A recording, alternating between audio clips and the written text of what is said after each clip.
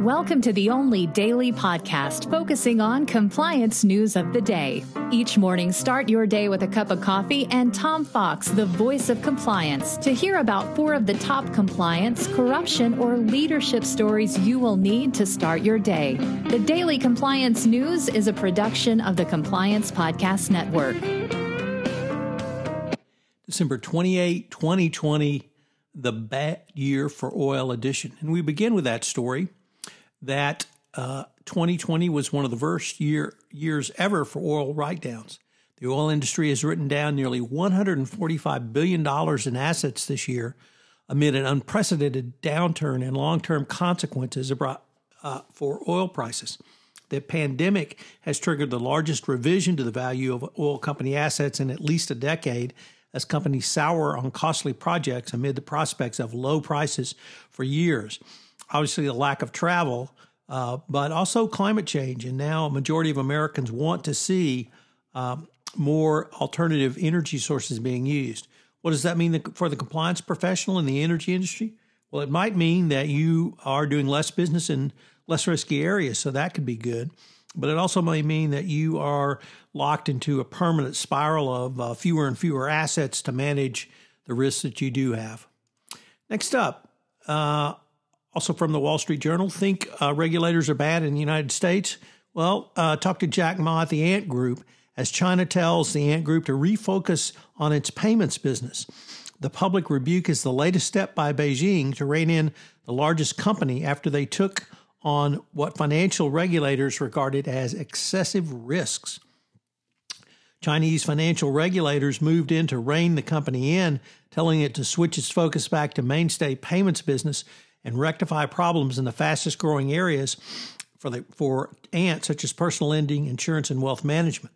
China's central bank criticized Ant for its behavior towards competitors and consumers and what regulators said was problematic corporate governance.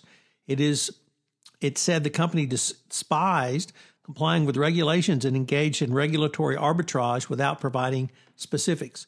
Obviously, in China, the government can do whatever it wants. So when a company as large as Ant, run by a Chinese Communist Party member, such as Jack Ma, you know that they're being serious. On the other hand, maybe Ant just got too big for its britches for the Chinese government. Next up, also from the Wall Street Journal, in a very disturbing story, the current chief of the Federal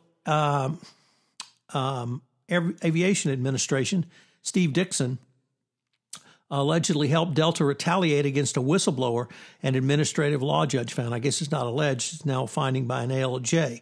A law department ruling determined that before he became the head of the FAA, Dickson participated in efforts by Delta to wrongly use a psychiatric evaluation to retaliate against a pilot who raised safety concerns. The lengthy decision by a department administrative judge concluded that Dickson, as Delta's senior VP of flight operations, knew about and approved punitive moves against a veteran co-pilot who was deemed unfit to fly in 2016 after being diagnosed with a bipolar disorder. The diagnosis was eventually reversed. So head of the FAA is not only anti-whistleblower, but actively broke the law by retaliating against a whistleblower. Obviously not good. Our final story, also coming from the Wall Street Journal, is around Brexit. And this is for U.S. companies, that they need to prepare for UK sanctions regime rollout. Companies need to be aware of likely changes to the UK sanctions regime as Brexit now ends, transition period ends, and the UK goes back to being the UK. During this transition period, which ends on December 31st, individuals and companies only had to comply with UK sanctions regimes. However, after the transition, the UK will be free to implement its own sanctions regime. I don't think it will be quite the chaotic as the Trump administration, but we'll have to wait and see. The Daily Compliance News is a production of the Compliance Podcast Network and a proud member of C-Suite Radio. Thanks so much for listening. I hope you'll join me again tomorrow.